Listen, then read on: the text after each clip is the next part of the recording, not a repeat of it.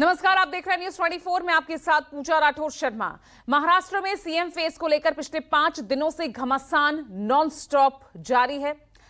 ऐतिहासिक जीत के बाद भी महायुति या फिर यूं कह लीजिए कि बीजेपी अपना सीएम तय नहीं कर पाई है और इस बीच एकनाथ शिंदे ने खुद को रेस से बाहर कर लिया है। शिंदे ने ये कहकर बीजेपी की राहें आसान कर दी कि पीएम मोदी और अमित शाह जिसे सीएम बनाएंगे उनको शिवसेना का समर्थन मिलेगा। लेकिन क्या बीजेपी के लिए वाकई में इससे रास्ता क्लियर हो गया है? ये रिपोर्ट देखिए। सबको कहता हूं कि भारतीय जनता पार्टी के वरिष्ठ नेता जो निर्णय लेंगे मुख्यमंत्री पद के बारे में, जो उनका कैंडिडेट होगा उसको हमारा शिवसेना का पूरी तरह समर्थन है। कि उम्मीद से ज्यादा मिल जाना भी कई बार नुकसानदायक हो जाता है। महाराष्ट्र की सत्ताधारी महायुति के साथ भी कुछ ऐसा ही नजर आ रहा है। कहा तो 26 नवंबर से पहले ही नई सरकार का गठन हो जाना था, मगर महायुति में शामिल दलों को जनता ने जिस तरह बम्पर सीटें दी और 5 दिन बीत जाने के बाद भी सीएम फेस पर कोई फैसला न होने से ऐसा लग रहा है कि बीजेपी अब आराम से सरकार बनाने की मुद्रा में आ गई है। अब तक मौजूदा सीएम एकनाथ शिंदे को मुख्यमंत्री पद पर किसी नाम का फाइनल न होने के पीछे वजह माना जा रहा था, लेकिन अब शिंदे भी सीएम पद के रास्ते से हट गए। पिछले कई दिनों से चल रहे कयासों पर खुद एकनाथ शिंदे ने फुल स्टॉप लगाते हुए साफ तौर पर कह दिया है कि वो सीएम पद की रेस से बाहर हो रहे हैं और बीजेपी आलाकमान जो भी फैसला लेंगी उन्हें मंजूर होगा। ऐसी चर्चाएं हैं, कोई नाराज है, कोई बैठा है घर में। हम नाराज बिराज होने वाले लोग नहीं है, हम लोग लड़ने वाले लोग हैं, लड़कर काम करने वाले लोग हैं, लोगों के जीवन में बदलाव लाने वाले लोग हैं। इसलिए अभी जो विक्ट्री हासिल हुई है, इससे हमारी और जिम्मेदारी बढ़ गई है। इसलिए महायुति और तेजी से काम करेगी और केंद्र सरकार और राज्य सरकार मिलकर बहुत आगे बढ़ेंगे और निश्चित रूप से इस महायुति की सरकार स्थापित होगी। आदरणीय प्रधानमंत्री जी से भी बात की, उनको भी कहा सरकार बनाने में हमारी तरफ से कोई अड़चन नहीं है, आप निर्णय ले लो। जैसे आपके भारतीय जनता पार्टी को आपका निर्णय अंतिम रहता है, हम भी महायुति के कौन लीडर है, एनडीए के लीडर कौन है, मोदी जी है, अमित भाई है, तो उनको कहा कि मैंने अमित भाई जी को भी फोन किया, मोदी जी को भी फोन किया, सरकार बनाने में हमारी तरफ से कोई भी रुकावट, कोई भी अड़चन, कोई भी कुछ भी किसी भी तरह का अड़ंगा नहीं है। आप बेशक आप निर्णय ले लो, उस निर्णय की तामील हो जाएगी, निर्णय की अमल हो जाएगी। मैं आज आप सबको कहता हूं कि भारतीय जनता पार्टी के वरिष्ठ नेता जो निर्णय लेंगे मुख्यमंत्री पद के बारे में, जो उनका कैंडिडेट होगा उसको हमारा शिवसेना का पूरी तरह समर्थन है, पूरी तरह हमारा पाटिंबा उनको है। ये आपको बताने के लिए कल अमित शाह जी के साथ, अमित भाई के साथ हमारी तीनों दलों की बैठक होगी। उस बैठक में पूरी तरह चर्चा होगी विस्तार से, और विस्तार से चर्चा होने के बाद निर्णय होगा। यानी एकनाथ शिंदे ने खुद को मुख्यमंत्री पद की रेस से बाहर कर लिया है। शिंदे के इस ऐलान से बीजेपी गदगद हो गई, शिंदे को बड़ा दिल वाला नेता बताने लगी, शिंदे की तारीफों के पुल बांधने लगी। इसके साथ ही महायुति में बीजेपी का सीएम बनाने का रास्ता भी साफ हो गया। जो महायुति को बहुत ही अच्छे तरह से जिन्होंने आगे लेकर गया और बहुत ही बड़े दिल के नेता हमारे महाराष्ट्र के मुख्यमंत्री एकनाथ शिंदे जी का मैं बहुत बहुत आभार व्यक्त करता हूं, उनका अभिनंदन भी करता हूं। उन्होंने आज स्पष्ट रूप से जो लोग शंकाएं ले रहे थे, उनकी सारी शंकाएं को निरस्त कर स्पष्ट रूप से उन्होंने महाराष्ट्र की जनता को, देश की जनता को बताया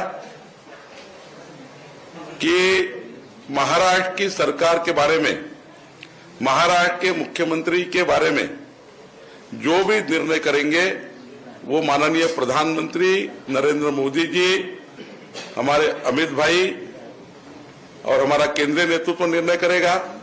जो केंद्रीय नेतृत्व निर्णय करेगा वो हम सबको मान्य है ये भूमिका माननीय एकनाथ शिंदे जी ने ली है। ये महाराष्ट्र के हित के लिए, महाराष्ट्र को आगे लेके जाने के लिए, विकसित भारत के साथ विकसित महाराष्ट्र के लिए बहुत महत्वपूर्ण है। वहीं सीएम पद की रेस से शिंदे के बाहर निकलने से विपक्षी महाविकास अघाड़ी को तंज कसने का एक बड़ा मौका मिल गया।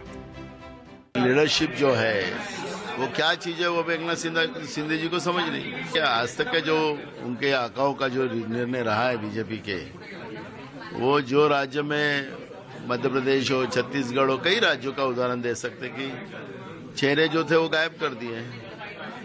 महाराष्ट्र में क्या होगा इसका अंदाज तो मैं नहीं बना सकता हूँ, लेकिन जो ये सब मामला लेट हुआ उसके पीछे में बहुत बड़ा गणित है।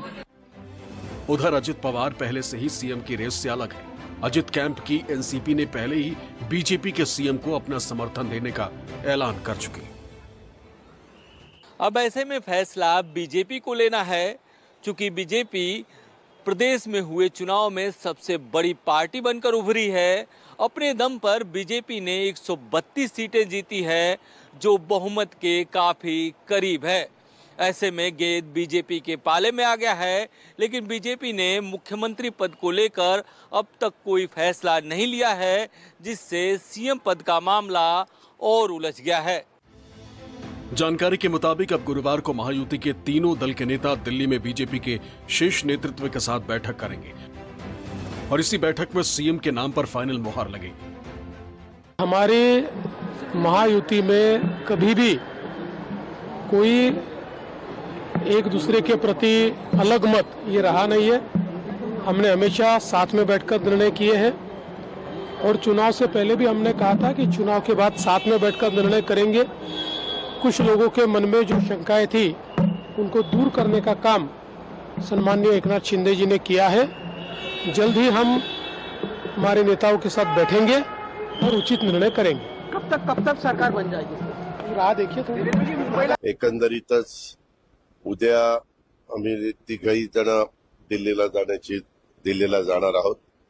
दिल्लीला गेल्यानंतर आमचं पुढचं सगळं बाकीची चर्चा त्या ठिकाणी होईल आणि त्याच्यानंतर नवीन मुख्यमंत्री, दोन उपमुख्यमंत्री, सरकार ते अस्तित्वात त्या ठिकाणी येईल। नाम भले ही किसी का अभी फाइनल ना हुआ, भले ही महायुति का कोई नेता सीएम फेस को लेकर कुछ बोलने से परहेज कर रहा, लेकिन माना जा रहा है कि बीजेपी के दिग्गज नेता और पूर्व मुख्यमंत्री देवेंद्र फडणवीस का मुंबई में ताजपोशी तय है। बस औपचारिक ऐलान होना बाकी है। इस बीच एक तरफ जहां शिंदे ने खुद मुख्यमंत्री की कुर्सी की रेस से अलग होने का ऐलान किया, तो वहीं उनके यानी शिवसेना के तमाम सांसद दिल्ली में गृह मंत्री अमित शाह से मुलाकात कर अपनी बात रखी। महाराष्ट्र में जो मैंडेट मिला है वो महायुति को बहुत बड़े पैमाने पे मिला है और उसमें आदरणीय प्रधानमंत्री जी का और आदरणीय एचएम साहब का बहुत बड़ा योगदान था। अमित जी शाह साहब ने बहुत सारी रैलियां महाराष्ट्र में करी, हर इलाके में वो खुद गए और उनका धन्यवाद प्रकट करना, आदरणीय प्रधानमंत्री जी का धन्यवाद प्रकट करना, इसलिए सारे लोगों ने एक साथ मिलके आदरणीय एचएम साहब की, शाह साहब की टाइम मांगी थी। उस हिसाब से हम लोग आज मिले। अब गृह मंत्री अमित शाह के साथ शिंदे की सेना की ये मुलाकात बस आभार प्रकट करने भर की थी या फिर अंदर खाने कुछ और खिचड़ी पक रही है, ये तो समय आने के बाद ही पता चलेगा। लेकिन जिस तरह शिंदे ने बीजेपी के सामने सरेंडर किया है, उसके पीछे के सियासी मायने क्या है, ये भी जान लीजिए।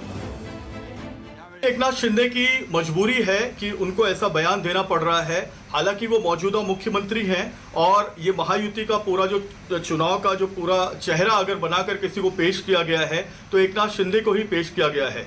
लाडली बहन योजना हो या 3 सिलेंडर की गैस योजना हो, ये एकनाथ शिंदे की ही दिमाग की उपज थी और इसका फायदा भी महायुति को इस चुनाव में मिला है। महायुति में सबसे बड़ी पार्टी अगर कोई है तो वो भारतीय जनता पार्टी है, जो 131 सीटें 288 सीटों में जीती है। एकनाथ शिंदे की पार्टी को 57 सीटें मिली हैं और अजित पवार को 41 सीटें मिली हैं। अब इसमें सबसे बड़ी बात यह है कि एकनाथ शिंदे को यह बयान क्यों देना पड़ रहा है कि जो एनडीए के जो मुखिया हैं अमित शाह और मोदी जी, वो जो चाहेंगे उसे एकनाथ शिंदे मान्य करेंगे। एक्चुअली इसके पीछे एक मजबूरी भी है, क्योंकि एकनाथ शिंदे ये जान चुके हैं कि उनकी सीटें बीजेपी से आधे में हैं और 167 विधायकों ने पहले ही देवेंद्र फडणवीस के नाम पर मुख्यमंत्री बनाया जाए ऐसी मोहर लगा दी है। बहरहाल अब महाराष्ट्र का अगला सीएम कौन होगा, इस पर सबकी नजरें टिकी हुई हैं।